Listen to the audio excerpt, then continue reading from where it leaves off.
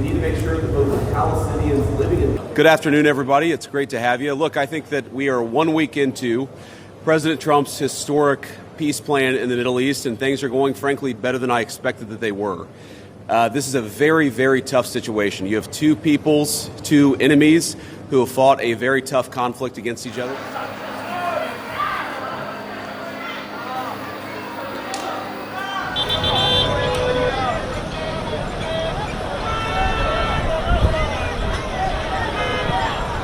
We're here at the Civilian Military Cooperation Center, which we are announcing the opening of. You have Israelis and Americans working hand in hand to try to begin the plan to rebuild Gaza, to implement a long-term peace, and to actually ensure that you have security forces on the ground in Gaza, not composed of Americans, who can keep the peace over the long term. So I want to say that there is this weird attitude I've sensed in the American media and the Western media where there's almost this desire to root for failure, that every time something bad happens, that every time that there's an act of violence, there's this inclination to say, oh, this is the end of the ceasefire, this is the end of the peace plan. It's not the end. It is, in fact, exactly how this is going to have to happen when you have people who hate each other, who have been fighting against each other for a very long time. We are doing very well. We are in a very good place. We're going to have to keep working on it, but I think we have the team to do exactly that. What we've seen the past week gives me great optimism the ceasefire is going to hold.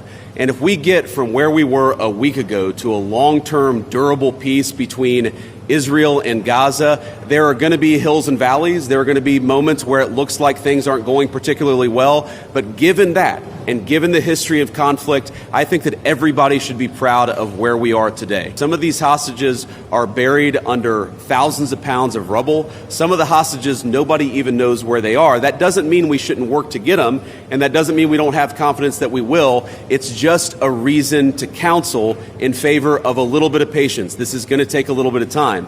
And look, our warning to Hamas is very straightforward. The terms of the 20-point plan that the president put out there is very clear. It's supported not just by Israel, but by all of our Gulf Arab friends.